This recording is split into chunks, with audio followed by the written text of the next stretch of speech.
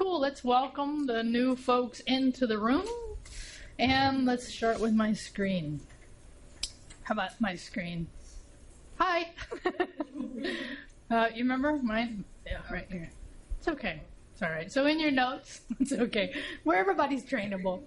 Everybody. Okay, so in your notes, though, put week 6. Okay? So interestingly enough, this is the first week I actually don't have to talk about class topics. Okay? So as far as I know, everything's going well. But just FYI, what's coming at you? Just so we know. What? Practical exam. Okay? And when should you be thinking about looking at that? That would be good. That would be good. I know the answer, but let me ask anyway. How many of you are thinking about it? Nice. That's actually really impressive, actually. Okay? Okay, so again, ask questions, right? So let's go here. First thing, question. First thing, question for you. This relates somewhat to last time's lecture, but what fueled the caveman to become a farmer? What? What? His wife was complaining. That's good. But I actually said it because this is harping back on the Neolithic period. So what was it that brought the caveman to become a farmer? What was that one piece of technology? Anybody remember? The plow. Yeah? Right? So then what fueled the Industrial Revolution? Greed. Huh? Greed. Greed? Okay, we could actually talk about if it was greed, but there's actually a technology. Steam engine. The steam engine, or the engine that started with the steam engine, then it became mechanization, and then it just became engines in general. Okay? So now, what is fueling the information revolution? Technology. Say it again? Printing press. No, okay, good, very good. That actually was the first revolution, and you're right, we did talk about that, so thank you for remembering that. I'm actually talking about the second, the one we're living in. What's fueling this information revolution? By the way, great that you remembered that. Because it's really about the information, so what is it that's creating the information, or how are we getting it? Yeah, technology, or, I don't know, I know you guys are going to go, oh, I knew that. Computers. Duh, right? I know, it was a trick question, okay? I know, don't do that to you. So today's lecture, I really want to start talking about what makes a computer do what it does, okay? Because is it kind of helpful for you to understand the way it works? How many of you, before I even talk about it, could tell me how you think the computer does what it does? Can you give me some terms? Give it to me, Deuce. Wait, ask a question again? How does a computer, yeah, right, what was it, what you talking about, Rio? How does a computer do what it does? Oh, it uses like a series of codes. Oh my God! Wow, that's got a great answer. Anybody have a series of codes? Anything else you want to say about that?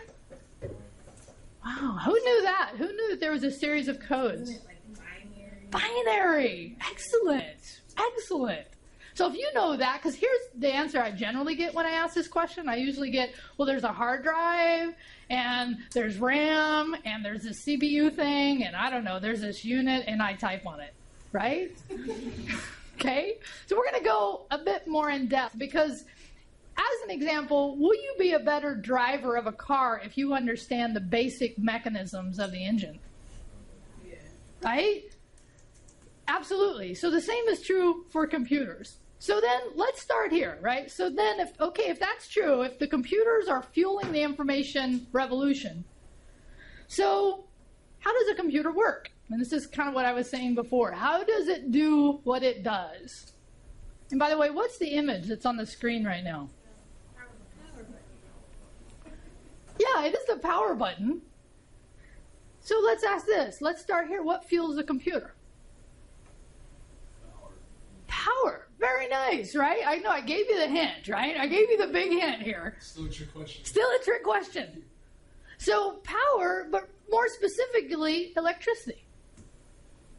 Because without electricity, we do not have a computer. Right? Does that make sense? So just to make sure we're clear, what kind of power does this have? And I'm holding up a cell phone. You're getting the closer. It doesn't matter. What kind of power does this have? Yeah, I can say good. Stored power, right? Stored electricity in form of a battery, but it's still electricity. Okay. Now, what are the two states of electricity? Well, this one's another hard one. Okay? What's the two? And by the way, I'm going to use my most favorite app right now. But what is the two states of electricity? Passive and aggressive. No, that's people. No passive and aggressive. I like it though. How about this? Yeah, come to this one. Huh? Huh? On and off. So the two states of electricity is on and off. Okay, so we've actually introduced two kind of interesting concepts already. Computers are fueled by what? Electricity. Electricity has how many states? Two, which are? Okay, now let's review this button again. Are the two states of electricity demonstrated on this button? Yeah. Yeah. Yeah, but most people have never really looked at it. How many of you have seen this button on your computer? And you thought it just meant turn it on and turn it off, which, by the way, it does. But there's actually another... Light switch. Huh? It said it reminds me of a light It does remind us of a light switch. So, actually, what this is indicating is 0 and 1. Oh, so in your notes, the power button is actually representing the two states of electricity, which is on and off, or what we're going to talk about next, which is the binary system. Okay? You with me so far? Yeah? Here's the deal. People think computers are way complicated, and they're not. They're actually really simple devices that have just had layers of complexity added to them. But at their base level, they're very simple. Okay. So let's talk about numbering systems. Ooh, my slide messed up. So let's actually go ahead and show you this. Let's go here. Is that you? No. So, so numbering systems. So we're making a little bit of a jump now. So first we talked about computers are fueled by electricity. There's an on and off switch. In order to understand the computer's natural language system, we have to first review our own. Okay? Ours is based on the decimal system. You all know this, right? Go back to elementary school. Here's the deal. Even though you know it because you don't think about it every day, you forget it a little bit. So let's actually review over here, right? So for each position in our numbering system, we know that each position has a certain value associated with it, right? And we can either start before or after the decimal, but for this purpose, we're really just going to talk about this side, which is integers, okay? So the first position is the ones position, tens, hundreds, and so on. So how many different number combinations are there for each individual unit? 9. Really? If you include 0, that's 10. Now, okay, first of all, that makes sense. So each position, the ones position, whatever it is, each one can only have between 0 and 9, which really means 10. Do you think there's a reason we have a 10-base system? I'm not doing hands up. Okay, I am doing hands up, but not in the way that you're thinking. Is there a reason we have a 10-base system? Because that's our number of digits. That's our understanding. We created this system because of our anatomy. Make sense? So the decimal system, right, has 10 possible, counting zeros, digits, and then on each one of them, they have a value. Right? So here, what's the number we're looking at? 1 million. So there's a 1 in the million spot. So if this was a 2, we all know it'd be what? Okay, so let me say it again. If there was a 2 in this first, on the millions, this would make it how much? 2 million, right? We all know this because of this. All right, let's go back to the computer for a second. What is the computer? What fuels the computer? And electricity has how many states? Okay, so because the computer has 2 states, it's going to need a different base system for numbering. How many possible numbers are there in this system? 2. What are those? 1 and 0. 0 and 1, 1 and 0. Okay? Base 2 systems, there's 2 numbers, 2 possible numbers, 0 and 1. And we also call this the on and off switch. Okay? Now, again, the computer is kind of like an alien with 2 fingers. Oh, thank you for laughing at that joke. Thank you. Right? So think about the computer's understanding. It's only got 2 fingers, and it's got to figure out how to count each position. Then it's going to have different value, just like our system. So let's look at an example right here. Back. Here we go. Sorry, I meant to do this. So here's an example. I'm not going to show you the value, but let's just look at it. So here's the number. So if I was to say in binary 1 0 1 1 0 1 0 1, that represents, in its understanding, a number. And each position then, so for the first position is the 1s, the second position is the 2s, the fourth position is the 4s. Now, your brain's going to do this. What? You're so used to the decimal system, right? We have to use this system because computers are fueled by what? And electricity has how many states? 2. So we have to use a binary system for the computer. But the computer is going to say, okay, this is how I understand it, but I'm going to convert it to how you understand it. Now, by the way, could we figure out what this number is representing? Yeah, how would we do it? We just add them up. So we have 1 in the 1/28. We have 0, 32, 16, 8, and 1. Anybody in their head can do the math of 128 plus 32? Who did that? Nice job, Forrest. Okay, the answer is 181.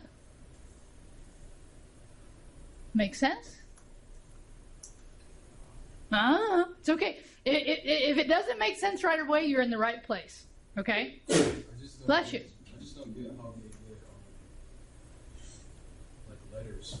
Very nice. That is the perfect question. Did you guys all hear Deuce's question? Say it louder, Deuce.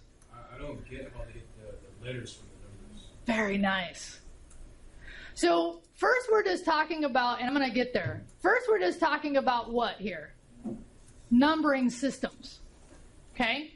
Just to help you understand the fact that we can't use our numbering systems for the computer because the computer doesn't understand 0 through 9 at its basic level.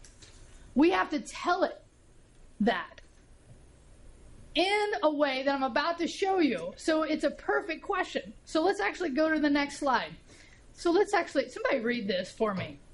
There are only 10 types of people in this world. Those who understand binary and those who don't. Does this sentence make sense? No? Let's go back to here. So, if there are 10 types of people in the world, or really there's how many? So in binary, how would you represent 2? You'd have 1 there. So 1 0 would represent 2. Oh, it's kind of a joke. But not really. I thought you were Deep thoughts, right? So really, if we were to read that t-shirt correctly, it'd be what? There are how many kinds of people in the world? 2. 2, because 1 0 in binary means 2. Right? Because the position of the first is a what? 1's position, and the second position is a 2's position. There's no 1's, but there's 2 people. Or there's 2 types of people.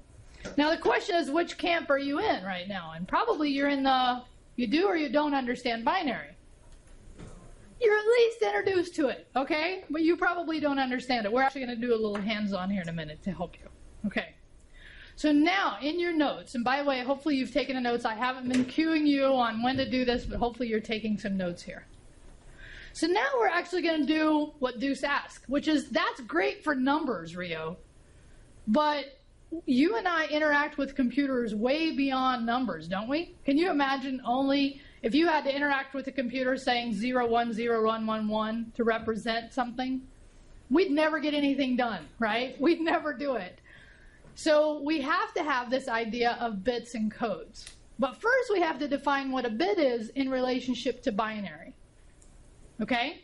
So in your notes put bit, B-I-T. Before I answer the question, let's go back here. So how many possible digits are in binary? 2, 0 and 1. So each of those we call a binary digit, which is a bit. Okay? So this is 1 bit, this is another bit, and this is another bit, right? So 1, 0 is a bit. So when we talk about binary, it's really a numbering system, and then when we start talking about the bits themselves, we talk about how we can store these things. Okay? So a binary is a bit is really a what? What is it? Where does the term come from? A binary digit. 0 or 1. Okay? To understand what we're talking about here, we actually kind of have to start thinking about, and well, let's do this. Let's say, again, my little flashlight. With just one on and off, can I give you some kind of message? Yes. Yeah, so what might be a message I'd be sending you if it was off? I don't know, make up something. It's dead. Huh? It's dead. Say it again? It's dead. It's dead. Very nice. And if it's on, he's alive. Okay? So we would say the on and off is the bits, and the coding scheme, in this case, is what we said. It's either alive or it's dead. It's alive. It's alive. Okay, very simple example, right? Okay? So the coding scheme that we just talked about, who made that up? Who made that coding scheme up? You and I did, right? We came up with the coding scheme. Could we come up with a coding scheme for this? Okay, how many bits? Well, yeah, show them. How many bits are here? 4. How many messages can I create with this amount of bits? No. Very good. Good thinking, though. How many messages? Very nice. How'd you figure that out? 16. You saw me do it earlier? Oh. So I'm going to go to Google, right? You saw me do it earlier. That's okay.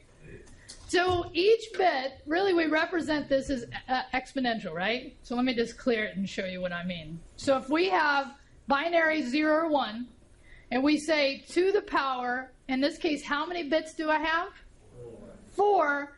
That means I can send 16, or I can create 16 messages. Now, let's go back to my thing here. So let's just say if they're all, and by the way, 0 from here on out generally means off, and 1 means on, okay? So let's say they're all off. What might be a message we could send? Huh? Oh, no, but now we're very good. So this is representing a message to you. So if they were all off, let's say, how about this? Let's show the screen. I know you're going to love this one. Don't come to class. Okay? So now, let's put 1 on. What might that mean? Yeah, I don't know. I know it's simple, right? But come to class, right? Okay, now, how many more messages can we create? How many more messages can we create? 14. Very nice, right? Because this is 1 message right here. This is 2. And how many can we create? 16. So we've done 2. So let's do 1 more. 0, which would be off. Now, let's do this one.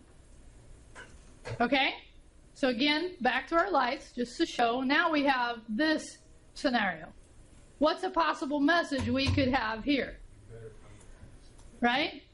Come to class and bring pizza. That sounds delicious, right? Hey, wait! Don't get me on the pizza yet, right? Don't give up on the pizza, okay? You don't eat breakfast, right? Right. Okay, do you get my concept?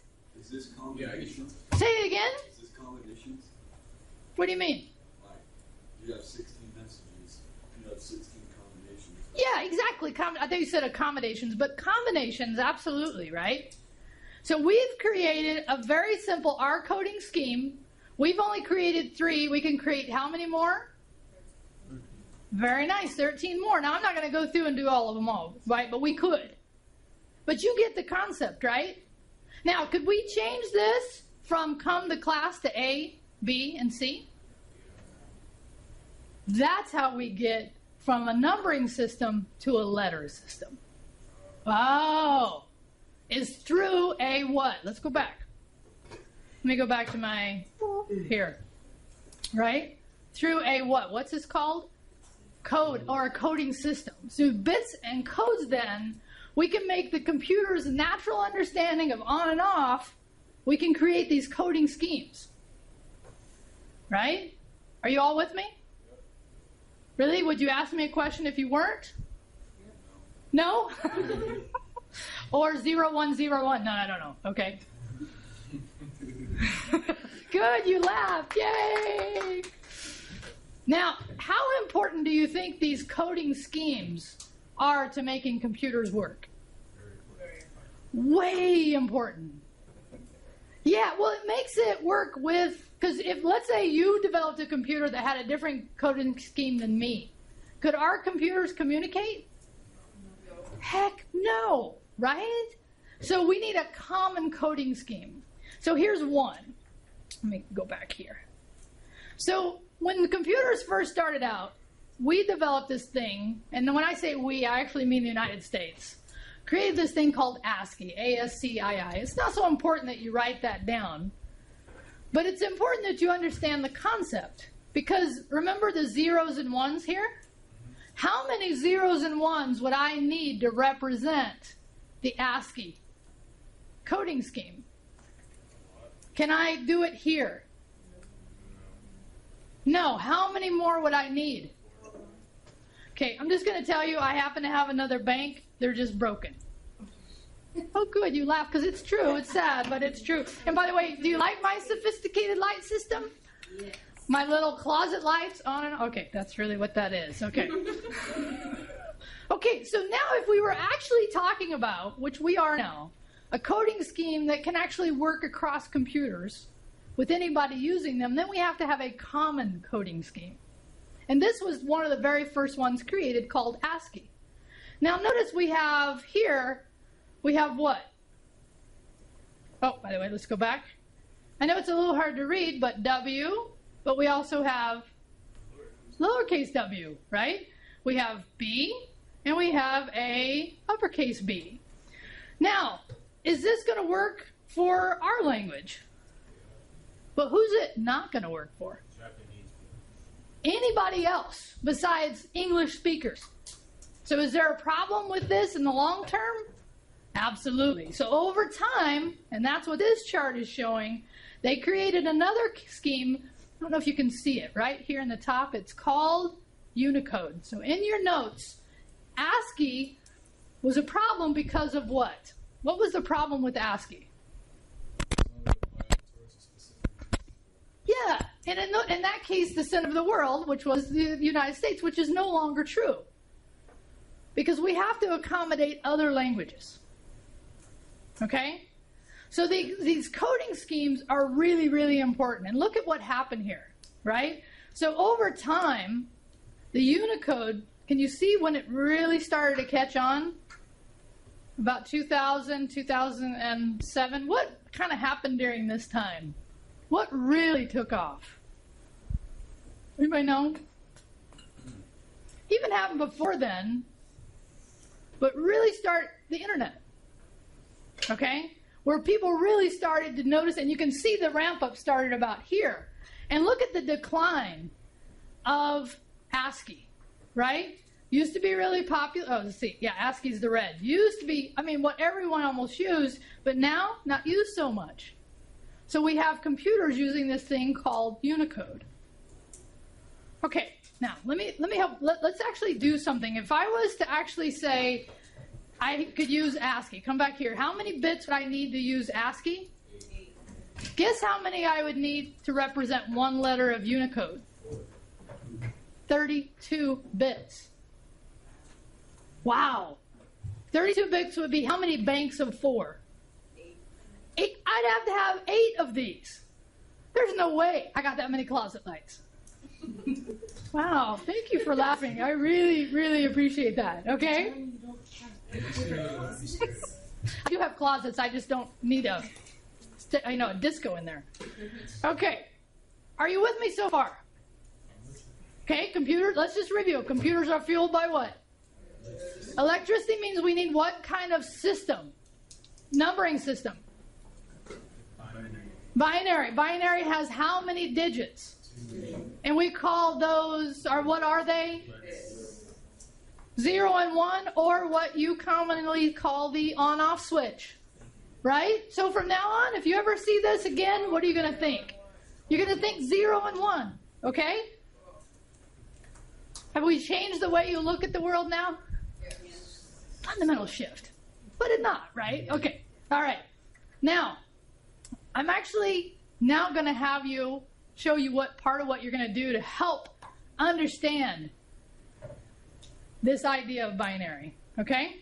So part of your work this for classwork and part of the online students is you're going to have to answer a binary question. So check it out. I actually already have it in classwork. Anybody notice it today? Yeah? It's down, and for the online students, it'll be down in week 7. So here is some 0s and 1s. Oh my God. Now you're about to freak out, but don't freak out, because guess what? We have this thing called the internet. What? Now, let me just scroll down. So there's this wonderful website that can convert from our understanding to the computer's understanding, which, by the way, that's what the computer's doing all the time anyway, right? Through what? But before I do this, let's just be clear. How is the computer converting from its understanding to our understanding? Very nice. Through coding schemes represented by binary code. Ooh. Ooh, right? Ooh. So the computer is always doing what? Converting from its understanding through to our understanding through what? Coding schemes. And which is the most popular starting out was ASCII, but now it's Unicode. Very nice. Okay. So let's say I said hello. How many 0s and 1s would I need to represent in ASCII that text? Okay, so I'm actually going to do this, and you're going to do this too. I'm going to put a spacer. Well, actually, let's do it without the spacer first. I'm going to come down here. I'm going to do what's called encoded. Okay?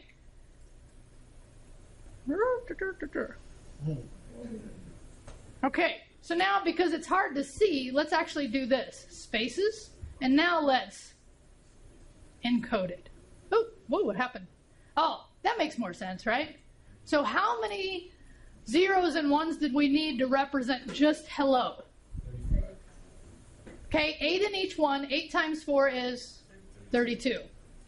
So this is in ASCII. If we wanted to represent one letter in Unicode, how many 0s and 1s would we need? 32. Wow. Blow your mind. But you don't have to worry about all that, because all I want you to do in this exercise is figure out what I'm asking. And then answer me back in binary. Seriously. Okay? By the way, I've had students that once they figured out how to do this, they would post secret encrypted messages on Facebook. Okay? I'm not saying you should do that, but I'm just saying it's kind of fun. Okay? Yeah, because how many adults are going to understand that? Nobody, right? 0, 0. Imagine I was lecturing in binary. 0, 1, 0, 8. Yeah, right. I'm gonna start using friends. Okay. All right. So here's what you do. Let me be clear. First, you're going to take. You don't have to actually type it out. You just do this. Copy. We love copy. Now you're going to go over here and you're going to paste it here into the binary. Yeah. Now I'm not going to do it for you, but then you would decode it. It's encoding when you take text to binary. It's decoding when you take binary to text. You with me? Whenever text is what? Decoding. So I'll put that in your notes. Binary to text is decoding, and text to binary is encoding. Okay? So what you're going to do is you're going to take, I've given you a link to the website. I've given you the series of zeros and ones, right? So what you're going to do, and by the way, you do have to do notes for today, and so this is true for the online students. So, you'll do your notes, right? You always do a heading, correct, my friends? You all know this, exactly. And for you guys, you know this is always your date. So then you're going to do another heading after your notes. And here you will put my binary answer. And you're also going to make this a heading and 5. Now, what's going to go there? But in what? In binary. Now, here's all you have to do. It's really a simple act. I know you guys all thought this was hard, but it's not. Okay? So let's say I put, yeah. That's right. Okay? What would I do to get the binary answer? By the way, make sure you hit spacers, because guess what's going to happen if you don't hit spacers? It's going to be all crunched together, and when you try to paste it in Blackboard, it'll be a mess, and then I'll have a hard time actually grading it. So make sure you use what? Yeah, spacers. So now I'm going to hit encode, and now look at just the zeros and ones I needed for that. I'm going to take this. I'm going to do what? Control C, very nice. I'm going to go back to, oh, hold on, let me go back. Oh, sorry. I don't know what I was doing. Lost my mind for a minute. Okay, so now what am I going to do here? Yeah, how many of you have realized that you can't copy and paste through the normal keyboard? You have to use, you can't do it through the mouse. You have to use the keyboard there. Have you realized that? Yeah. So here's what it's going to look like, right? Yeah, of course. We have to decode this. Yeah, so first you have to decode my question. Okay, so very good. Go ahead. Do the same thing. Do the same decode what you're saying on Yeah. the assignment, and we code it again. That's right. The same thing. Exact. Well, actually, here, let me show you. So when you decode, let's go here. When you decode, because you're going to copy and paste that, and you're going to hit decode, and you're going to find out. I'm not typing it here because I actually kind of want you to do this. It's kind of fun, right? So it'll be my question will be here, right? And you'll see it when you hit what? Decode. And then you're going to put your answer here. If I can type answer. And then what are you going to do? Hit spaces and encode. And then that will be what you copy back in the Blackboard. Does that answer it, Forrest? I think so. That's okay. I have it written in text too. It'd be the same. No, it wouldn't. Not? No. Okay. Because my question is actually a question. Oh, I'm actually asking you a question in my binary code. Okay. Do you see it? Yeah. Now, why am I doing this? I'm doing this. Well, you tell me. Why do you think I'm doing this? Just because? Any ideas? Giving us ideas to make everybody else's life complicated. Okay, now I'm not trying to make you drive everybody crazy. Oh, I totally am. I'm texting in my head. But is this related to our topic? Yes. Yeah, because we've introduced you now to the idea of binary numbering systems, and now we're actually going to have you do an assignment that kind of helps you solidify that. Because the computer is always doing what? It's converting from, hopefully you got this in your notes, it's converting from its understanding to our understanding through what? Coding schemes. And the reason its understanding is in a binary system is why? It represents on On and off, because the computer is fueled by... I know I've said it 10 times. Okay? All right, let's show them. All right. So actually, next week, we're going to actually talk about... Sorry, I was going to say goodbye, but one more thing. Next week, I'm actually going to talk about measuring these things. Okay? Because now we're going to get into kilobits and megabits and all those bits. Okay? And bytes, actually. We'll do that next week. We're going to take a bite out of that next week. Okay, good one. Yay! Nice, dudes. All right, so let's say goodbye to everybody online. We'll see you next week. Thank you.